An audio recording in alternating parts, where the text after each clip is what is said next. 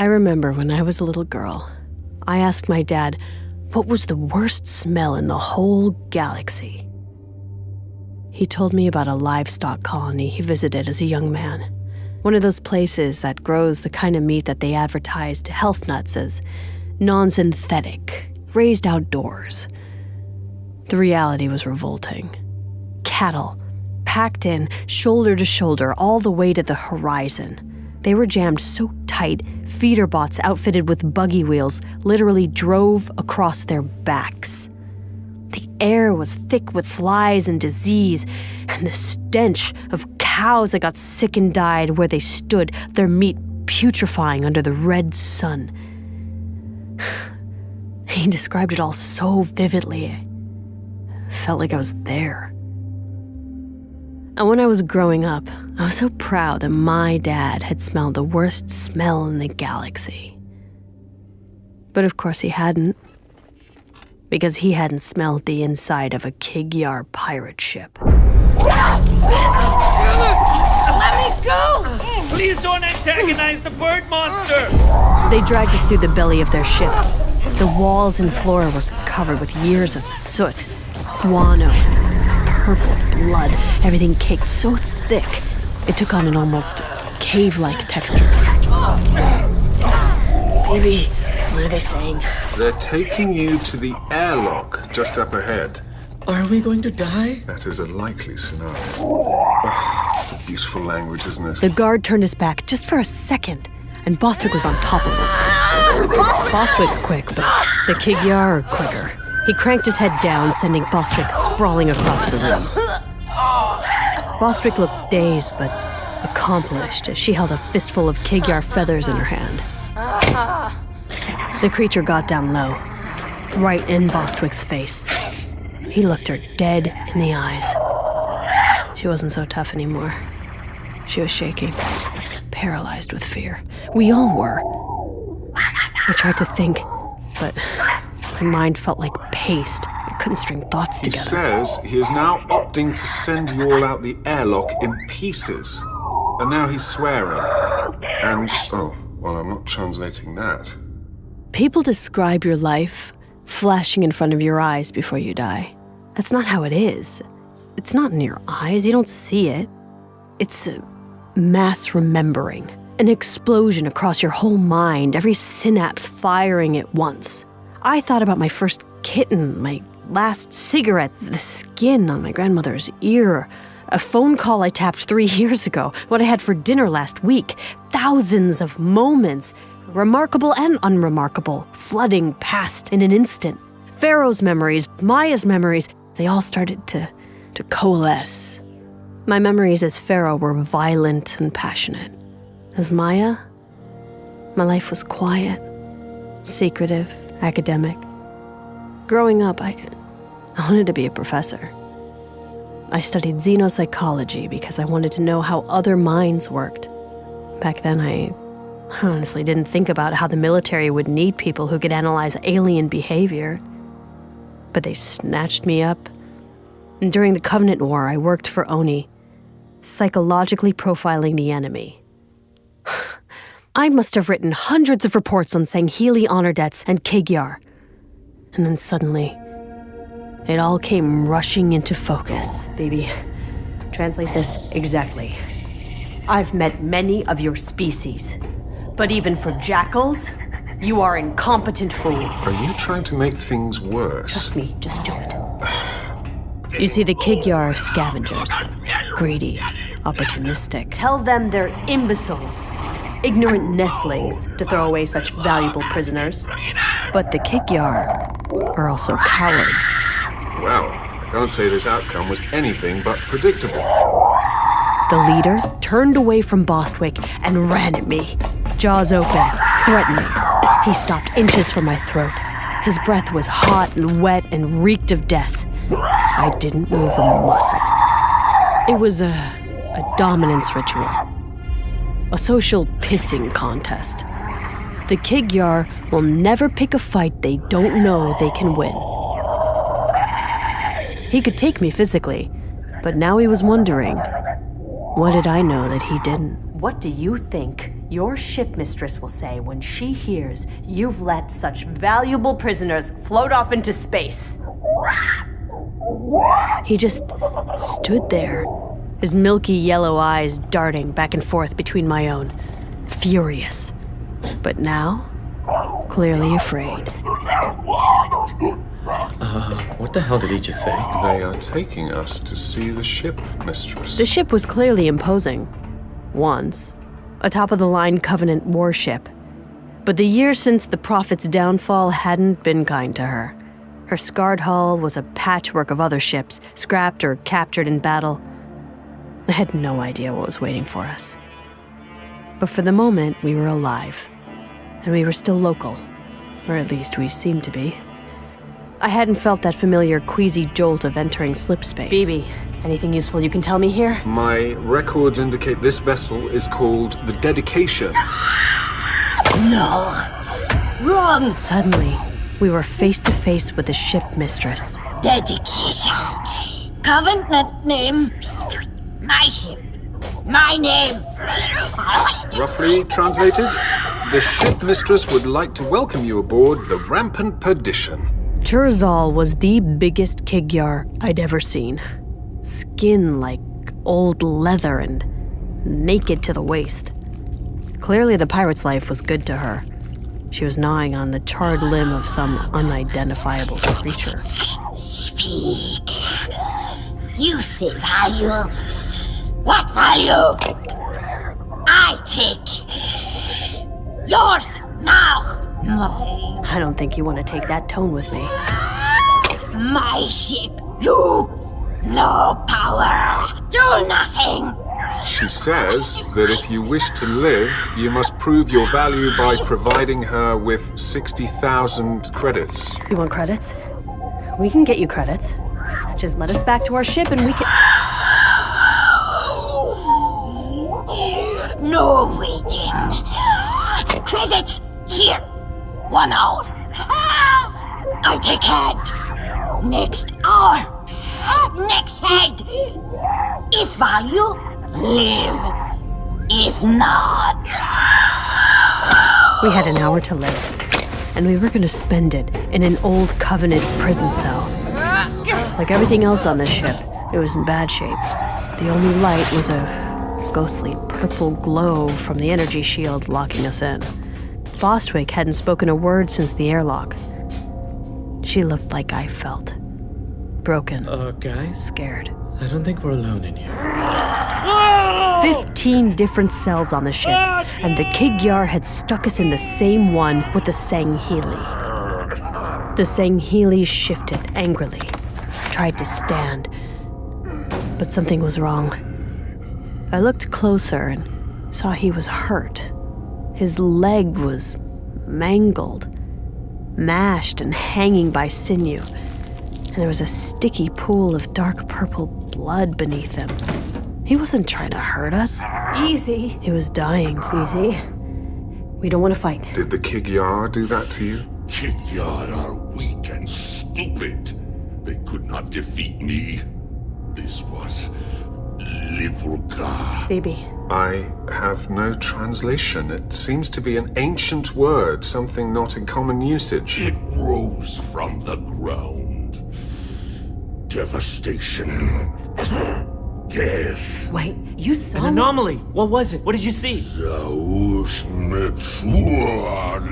He says he was at one of the colonies on a diplomatic mission. He saw the event and was badly injured, but he cannot describe it. He keeps using the ancient word.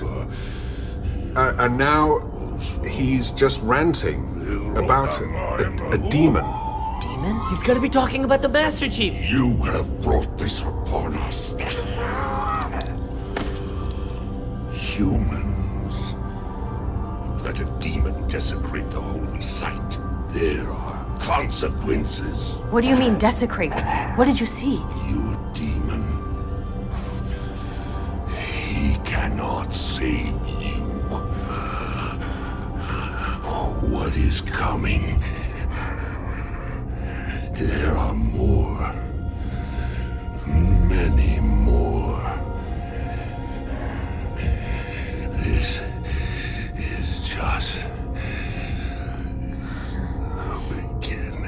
Beginning of what? Hey! Beginning of what? The Sangheili went still. His four-hinged jaw slack and his eyes clouded and unfocused. He was gone. What do we do now? I just stared at Mshak. There was nothing we could do. Maybe there were going to be more anomalies, maybe the Master Chief was involved somehow, but we were about to get our heads sawed off.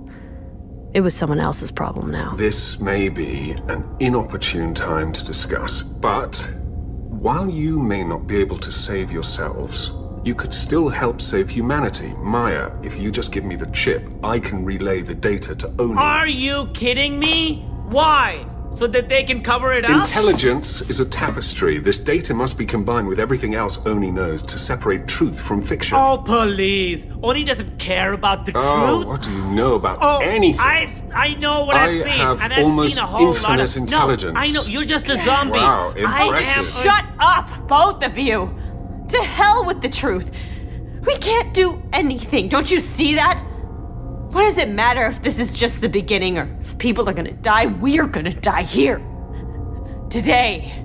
No, we're not. I'd almost forgotten Bostwick was there. We can't die here. We need to tell everyone. Suddenly, Bostwick was talking to me again, gaining momentum, a wild fire behind her eyes I hadn't seen before. We can't let Oni or anyone else cover this up. I get it now. You should fight for something bigger than yourself. FERO told me that. You told me that. I couldn't believe This it. is bigger than any of She'd us. seen that FERO was a lie, Power to do something seen that I about was an Oni it. puppet, We but need to try. she didn't care. She still believed in the ideals. Bostwick. Get us out of here. I know you can. But suddenly, our time was up. He pointed his ragged, bony claw at Bostwick. Two Kig-Yar guards grabbed her. I tried to rush them, but they were too strong. And just like that, Bostwick was gone. I paced around the cell, trying to think. She was gonna die. They were gonna kill her. I couldn't let that happen. I had to think of a way out of that cell, immediately.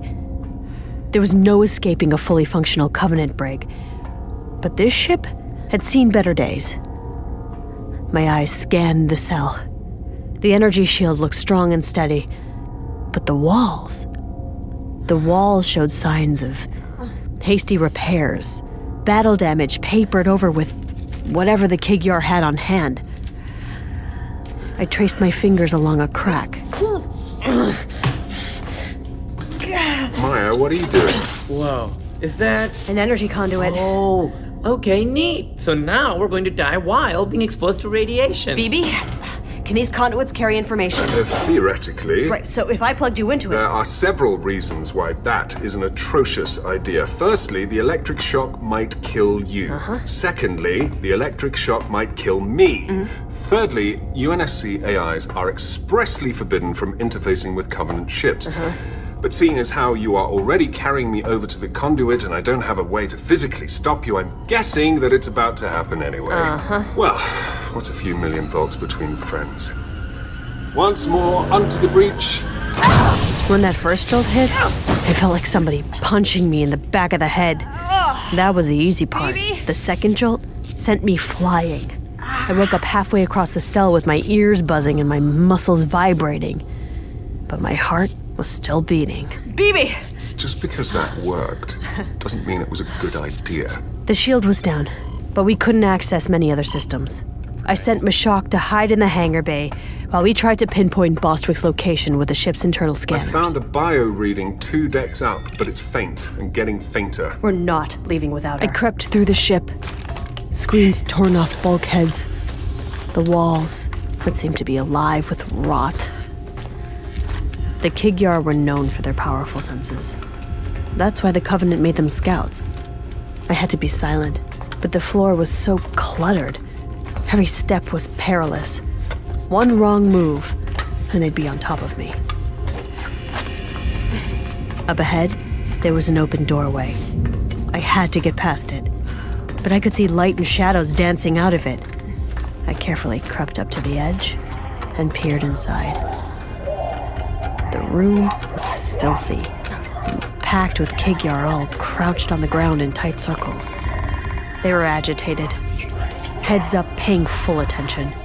They'd spot me in a second if I tried to sneak by. But then, another Kig-Yar entered. He was tall and lean and had bright quills. An officer, maybe. He was carrying a heavy vat. He stopped at each circle and ladled out some ungodly stew onto the ground, filled with flesh and eyes. I almost gagged when I saw it.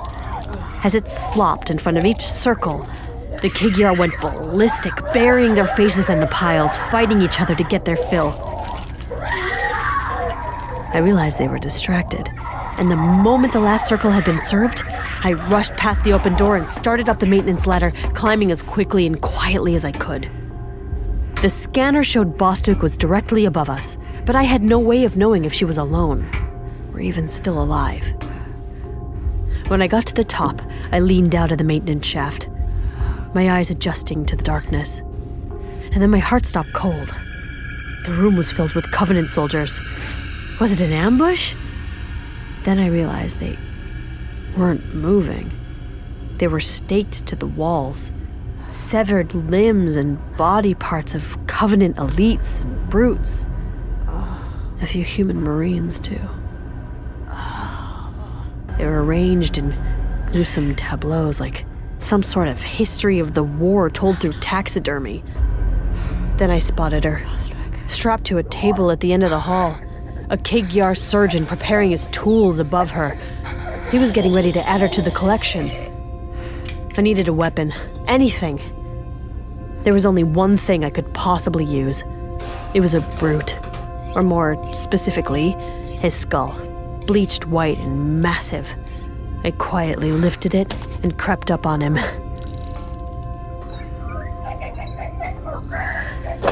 The first strike caught him by surprise, but he was still on his feet. He raised his plasma knife, and I hit him again and again. He finally went down, but I was sure the others on the ship had heard the racket. Ha! Take that, you stupid flea bag! Bostwick, hey, we gotta get out of here. Yeah, okay.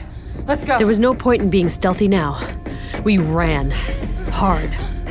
The ship was a maze of burnt-out gear and dead-end corridors, but we finally made it. We could see our ship at the far end. We sprinted, and we were almost to our open cargo door. She stepped out of it. Chur'R-Zhal had caught us. We were surrounded. No value. You lie. Trick. Waste time. I'm guessing she's not telling her men to let us go. It's hard to precisely translate her instructions, but they do involve clawing your eyes out. I knew I couldn't bluff our way out of this, but maybe I didn't have to. It suddenly occurred to me that I could offer her something of real value. I can prove our value with a question. Why hasn't this ship jumped to slip space yet? What sort of pirate attacks and then just hangs around risking retaliation? She says their ship is mighty and powerful. None can stand against them and live. No run. No hide. Strike. You're a liar. I've seen the condition of your ship. You're not going to slip space because you can't. Because your engines don't work and you have no idea how to fix them. Tell me I'm wrong. She had a powerful warship, but she was trapped in a single star system at subliminal speeds. She was a shark, stuck, preying on minnows. Impressive insight, Maya. For a human. My scans do indicate that the slip space engine is locked down. Probably an old security measure put in place before the Kig-Yar seized the ship. You fix. Yes. This only value. We can fix it.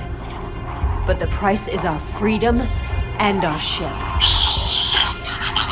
She hissed and leaned forward. The Kig-Yar stirred, uneasy, spring-loaded to unleash more violence, waiting anxiously for Chur'R-Zhal's decree. I was anxious too. I felt like I just played my last card with her. And if she said no, I knew we were going to end up on that wall of horrors, one piece at a time. She leaned in close to me, and I felt her exhale on my face. I didn't breathe, but I didn't flinch either. You fix. You free.